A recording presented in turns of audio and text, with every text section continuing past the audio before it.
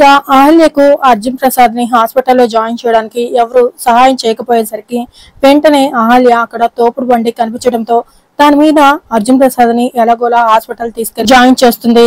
ఇక హాస్పిటల్లో కూర్చొని ఉండగా ఒక అతను ఫోన్ లో మాట్లాడుతూ వెళ్తూ ఉంటాడు. ఇక అహల్య అతను చూసి సార్ కి ఇలా జరిగిందని ఇంట్లో వాళ్ళకి తెలిసిందో లేదో, తెలుసుంటే ఈ పాటికి రావాలి కదా అని అనుకుంటూ ఉంటుంది. మరోవైపు గౌతమ్ ఇంటికి వెళ్లి అహల్యని ఇంట్లోంచి ఎందుకు పంపించారు అని గట్టిగా అడుగుతుంటాడు. ఎందుకంటే అది వచ్చిన దగ్గర నుంచి ఈ ఇంట్లో ఎవరికి ప్రశాంతత లేదు కాబట్టి అని పెద్ద ఆవిడ అంటూ ఉంటుంది. దాంతో గౌతమ్ షాక్ అవుతూ ఉంటాడు. మరోవైపు అహల్య ఇంటి నెంబర్ కానీ గౌతమ్ గారి నెంబర్ కానీ ఏమీ తెలియదు. ఇప్పుడు ఈ విషయం వాళ్ళకి ఎలా చెప్పాలి అని అనుకుంటూ చాలా టెన్షన్ పడుతూ ఉంటుంది.